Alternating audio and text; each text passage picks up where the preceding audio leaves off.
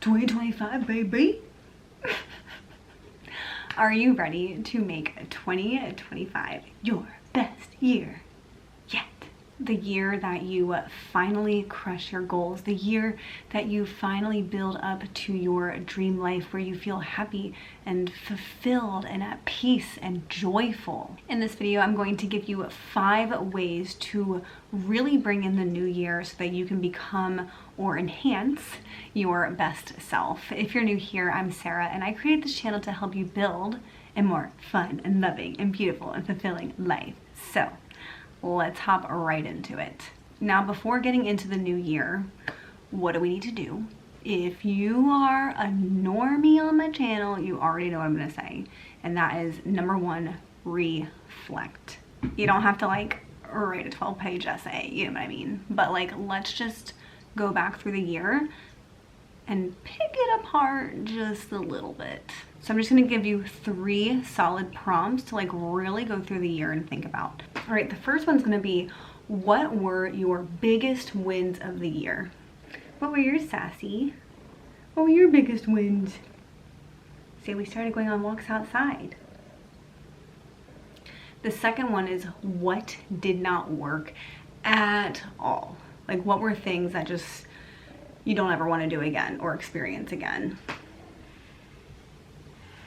And the third, and this is probably the most important question, is what lessons can you take with you into the new year? You know, whatever these wins, losses, and lessons are, write it down, laugh about it, reflect, and let's move on. And I will say, reflection is probably the most important step of this. So if you want to stop watching right now, that's a-okay with me. All right, number 2, and this is setting your intentions.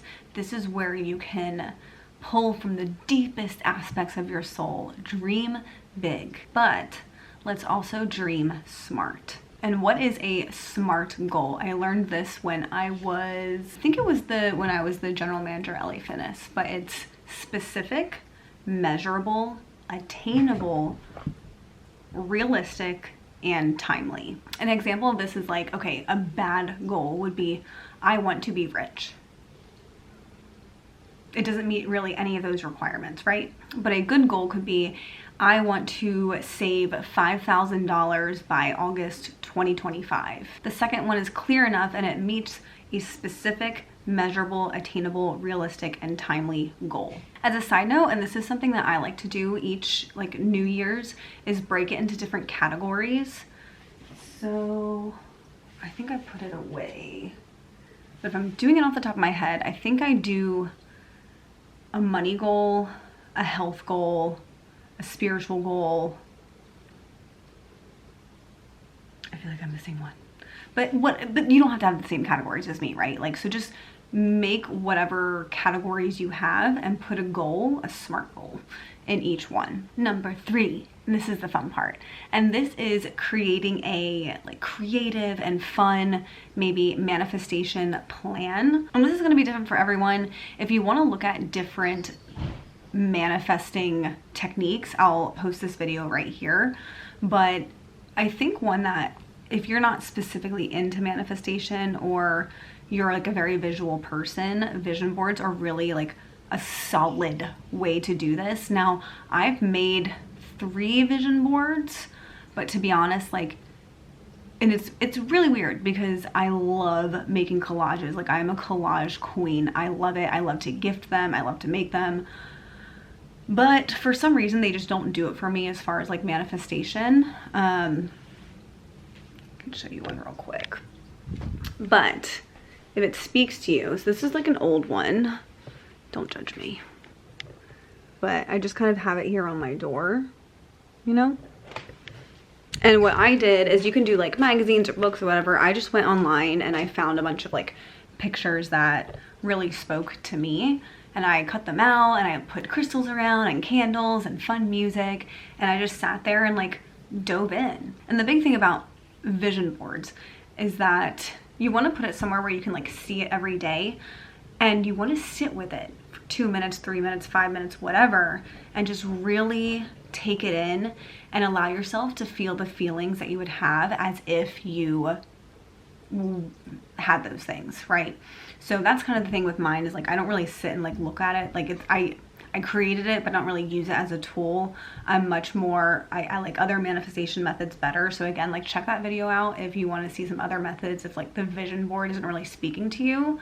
But I think it's a really good beginner place to start if you're not used to manifesting. All right, number 4, and this is like the big actionable steps. These are going to be your daily habits, because I think when people get stressed or overwhelmed, it's because they see like where they're at right now and how big of a gap it is to where they want to be. But the biggest misconception is that it's impossible to get there and you have to do all these millions of things to do it. All you need to do is take little micro actionable steps each day. For example, if you want to lose weight, say you want to lose like 50 pounds, right? That can be really discouraging and overwhelming to try to get there. But if you lose a pound a week, you know, you cut back 200 calories a day, it's much more attainable, and you can celebrate those little wins along the way once you've gotten to 5 pounds and 10 and 15 and 20. So it's setting yourself up in these routines that are just going to slowly inch you closer. And I know this is like all everywhere if you're like in a self-development, but they always say like if you can be 1% better than you were the day before, like 1%, that's not that much better, and it's definitely doable. And that means by the end of the year you're 365% better than you were today on January 1st. Actually, I think I'm posting this on January 3rd, but you catch my drift. You know, start with a morning routine. And look, I know that can be stressful. I have a really busy morning. Like I front load my day. I get up, I like get to the gym immediately, and I'm running around the first few hours of my day. But I'm telling you, if you can just take 5 minutes and either have some gratitude time or meditation or journal or yoga, stretching, whatever it is for you that feels good for you, it will set your day up. And I have noticed, and I've talked about this in other videos, such a big difference when I do and I don't do this simple morning routines. If you want an example of that, check out this video right here. It's just a 5-minute in bed morning gratitude routine. If you want to double the production you're doing with these morning routines, I would also recommend you do an evening routine. Mine is pretty simple. I've never done a video on it, but maybe I should. But I love doing my skincare routine most days, and I meditate. Sometimes I dream journal, sometimes I do regular journaling, sometimes I read. It just kind of depends on like my mood, but I try to give myself enough flexibility within the routine so that it doesn't feel like a chore, right? So if you're feeling like something is a chore, you're not going to want to do that. I fought this on meditation for so freaking long, and you just have to find the right group for yourself and give yourself enough flexibility so that you have different options. And lastly, you want to make sure that you are tracking your progress. It doesn't have to be this scrutinizing every day, every little micro movement that you do that you have to track. But it's like, just track it weekly or bi-weekly or whatever it is, and just make sure that you're staying on your SMART goals. And as I mentioned, be flexible, allow yourself to pivot and move around and ebb and flow, because attaining your goals is so much simpler when you allow yourself that flexibility. And also, like, figure out the way that you want to track things, right? Do you want to track it on a notepad, in a journal, on your phone, in a calendar, on a spreadsheet? It literally doesn't matter, whatever you prefer. And guess what?